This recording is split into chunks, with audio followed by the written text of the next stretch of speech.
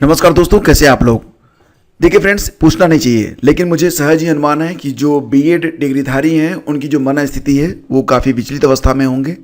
उनका मन नहीं लग रहा होगा और तमाम सवाल उनके मन में आ जा रहे होंगे।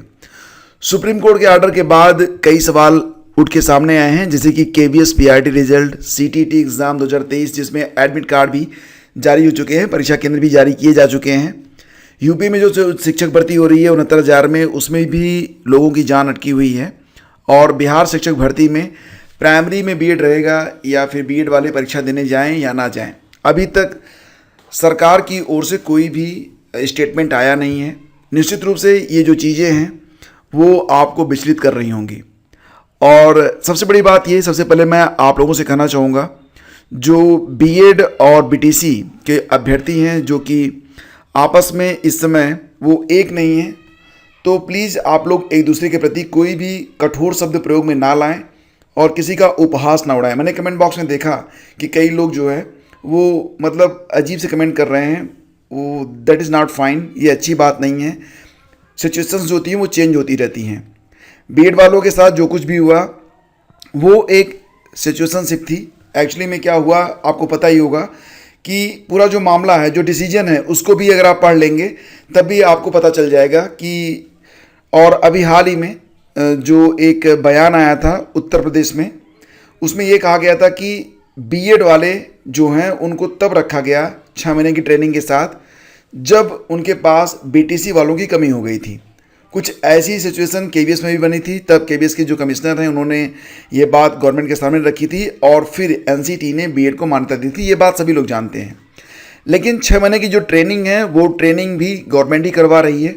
और इसके बाद वो कमियां जो रह गई थी, बीएड को प्राइमरी में शिक्षक बनने से रोक रही थी, उसको दूर करने का ऐसे प्रयास किया गया था।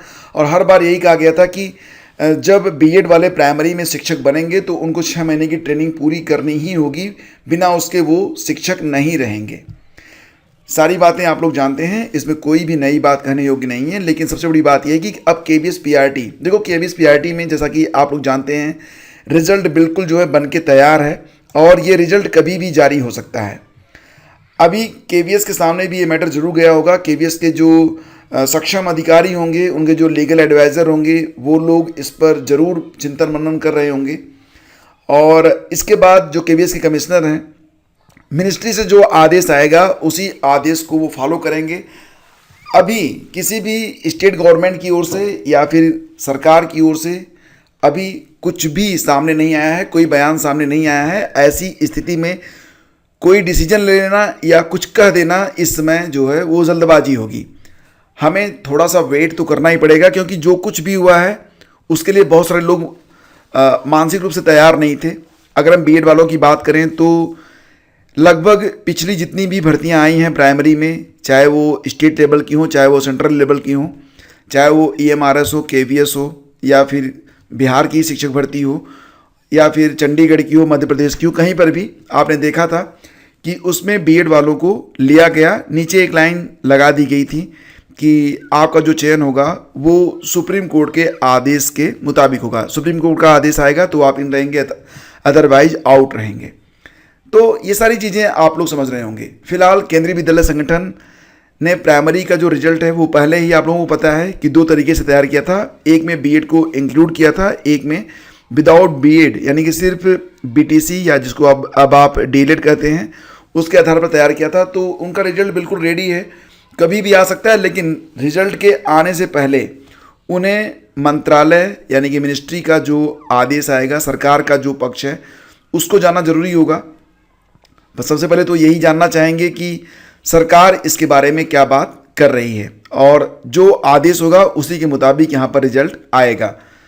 तो देखो यहाँ पर एक बात और भी है कि अगर हम टीटी के बारे में बात करें, सीटीटी के बारे में बात करें, तो एडमिट कार्ड जो हैं वो जारी हो चुके हैं और एडमिट कार्ड पे एग्ज़ाम सेंटर भी हैं। तो यहाँ पर अगर बीएड वाले सीटीटी की परीक्षा देने जाते हैं तो उनको कोई रोकेगा नहीं, क्योंकि अभी तक उनको इस प्रकार से कोई आदेश तो आया नहीं कि बीएड वाले जो हैं वो सीटीटी की परीक्षा देने ना जाएं। अब इसी के साथ थोड़ा सा और आगे बढ़ें तो बिहार के बारे में बात कर लेते हैं। बिहार शिक्षक भर्ती में भी स्थिति कुछ ऐसी ही है। सुबह का जो पटना का हिंदुस्तान संस्करण था, मैंने आप लोगों को दिखाया भी था, उसमें ये कहा जा रहा था कि बिहार के जो बीपीएससी के जो सक्षम अधिकारी हैं वो यही कह रहे हैं कि अभी हमें कोई भी गाइडलाइन प्राप्त नहीं हुई है। एनसीटी की जो गाइडलाइन हमें प्राप्त होगी उसके मुताबिक हम आगे बढ़ेंगे। अभी फ़िलहाल बीएड वालों को प्राइमरी में रोका नहीं गया है और ये उनकी ऑफिशियल वेबसाइट है, इस पर भी अभी कोई अपडेट नहीं है। उत्तर प्रदेश में जो 69,000 शिक्षक भर्ती है उसमें भी तमाम बीएड वाले प्राइमरी में इन हैं।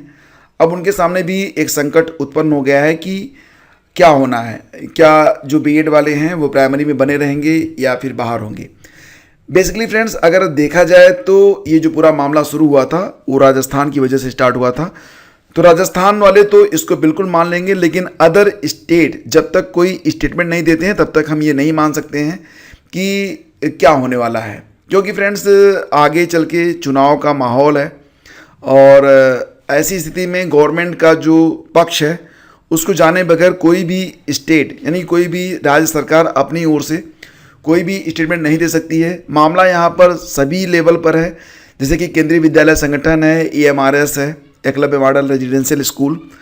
साथ ही साथ आपने ये भी देखा होगा कि EMRS के साथ साथ अब अगर देखा जाए तो कई सारे स्टेट भी इसमें शामिल हैं, अभी MP में भी और चंडीगढ़ में भी। तो अगर ये चीज़ें निकल के सामने आती हैं तो आपको ये बात तो बिल्कुल क्लियर समझना पड़ेगा कि जब तक सरकार या किसी भी स्टेट गवर्नमेंट की ओर से कोई भी एक सही तरीके से स्टेटमेंट नहीं आता है तब तक हम कुछ भी निर्णय नहीं ले सकते हैं और कुछ भी करना तब तक जल्दबाजी होगी बेसिकली। तो दोस्तों, यहाँ पर जब तक सरकार की ओर से यानी कि शिक्षा मंत्रालय की ओर से, मिनिस्ट्री की ओर से या फिर किसी भी स्टेट गवर्नमेंट की ओर से, किसी भी राज्य सरकार की ओर से जब तक कोई एक डिसीजन नहीं लिया जाता है, जब तक कोई चीज़ खुल के सामने नहीं आती है, कोई एक स्टेटमेंट सामने नहीं आता है, तब तक कुछ भी कहना यहाँ पर जल्दबाजी होगी। तो यहाँ पर जैसा कि अभी आप देख रहे होंगे कि अभी EMRS की वेबसाइट है, तो इस पर भी अगर आप देखेंगे प्राइमरी के लिए आवेदन लिए गए थे, EMRS में भी TGT PGT के लिए आवेदन ऑलरेडी दिए जा चुके हैं और भी कई सारी चीज़ें हैं। तो उसको अब आप लोग समझिए, मतलब एक कहावत है हमारे भारत में कि भगवान जब एक रास्ता बंद करता है तो कई से रास्ते खुल जाते हैं। तो इसलिए बिल्कुल हताश ना होइए, थोड़ा सा इंतज़ार करिए। निश्चित रूप से अभी जो है अंधेरा है, लेकिन उजाले की किरण यहीं से फूटने वाली है। बने रहिए हमारे साथ। अगर चैनल को सब्सक्राइब नहीं किया तो कर लीजिए, जो भी न्यूज़ आ रही है वो लगातार आप तक पहुंचती रहेगी। Thank you so much.